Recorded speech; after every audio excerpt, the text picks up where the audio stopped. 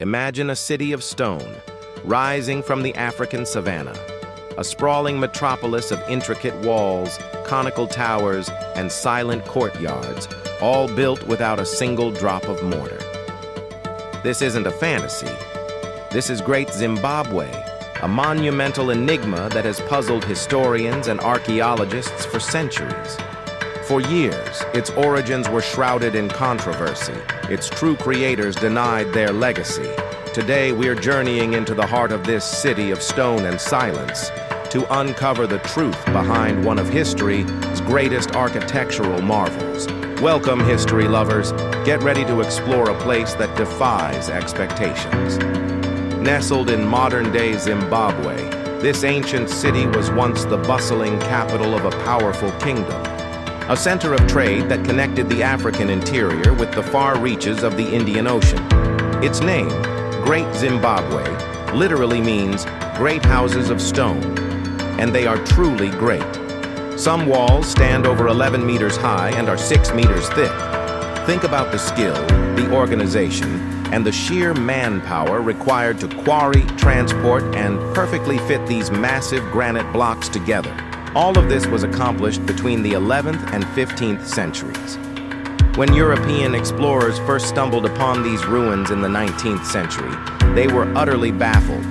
They couldn't believe that a structure of this scale and sophistication could have been built by local African people. Instead, they spun elaborate and frankly racist theories. They claimed it must have been the work of ancient Phoenicians, Egyptians, or even the legendary Queen of Sheba. These colonial-era narratives deliberately ignored the evidence right in front of them, attempting to erase the incredible achievements of an indigenous African civilization. It was a classic case of looking for a lost white tribe, rather than accepting the genius of the people who actually lived there. But archaeology tells a very different and far more fascinating story. The evidence is overwhelming. Excavations have unearthed artifacts that are distinctly African in origin. Pottery shards, iron tools, and intricate sculptures all point to the local Shona people as the master builders and inhabitants of Great Zimbabwe. This wasn't some mysterious foreign outpost. It was the heart of the Kingdom of Zimbabwe, a powerful state that controlled vast trade routes. They were trading gold, ivory, and other resources for goods like glass beads from India and porcelain from China.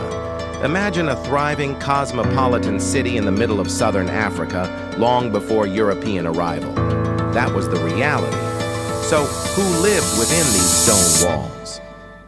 The society was highly stratified. The ruling elite, including the king and his royal court, likely resided in the most impressive section, the hill complex.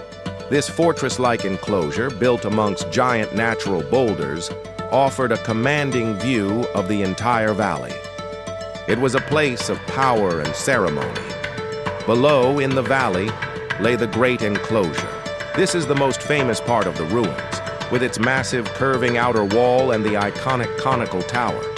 We still don't know the exact purpose of this tower. Was it a symbolic grain silo, representing the king's wealth and power to provide for his people? Or was it an astronomical observatory? The mystery remains.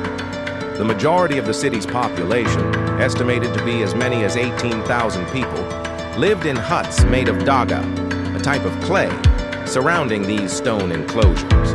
So what you see today are just the bones of the city, the stone structures built for the elite. The bustling life of the common people has long since weathered away, leaving only faint traces for archaeologists to piece together. This combination of enduring stone and ephemeral homes gives the city its haunting, silent quality. But perhaps the greatest mystery of all is, why was it abandoned? By the mid-15th century, the city began to decline.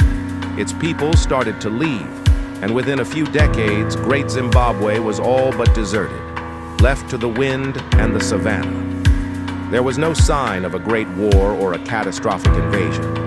The reasons seem to be more complex. Some theories suggest environmental factors. Perhaps centuries of farming, cattle grazing, and cutting down trees for firewood exhausted the land. Maybe a shift in climate led to a prolonged drought, making it impossible to support such a large population. Another compelling theory points to a shift in trade routes. The kingdom's wealth was built on its control of the gold trade. It's possible that the gold mines further north became more productive, and new trade routes emerged along the Zambezi River. Power and wealth simply moved elsewhere, and the people followed, leading to the rise of new states like the Mutapa Kingdom.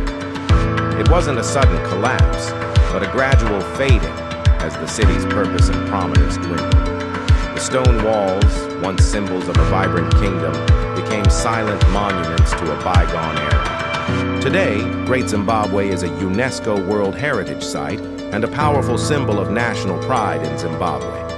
The iconic Zimbabwe bird, a soapstone sculpture found in the ruins, is now the national emblem, appearing on the country's flag and currency. After decades of colonial denial, the story of this incredible city is finally being told correctly, celebrating the ingenuity and rich history of the Shona people and their ancestors. It stands as a testament to the fact that great civilizations have risen and fallen all over the world, and Africa has a deep, complex history that we are only just beginning to fully appreciate. Visiting Great Zimbabwe is like stepping into another world. Walking through the narrow, stone-walled passages, you can almost hear the echoes of the past, the chatter of merchants, the pronouncements of a king, the daily life of a thriving African metropolis.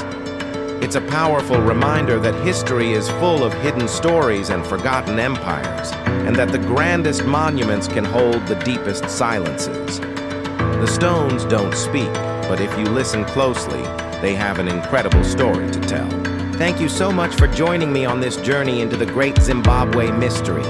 What do you think happened to this once mighty city? Let me know your theories in the comments below.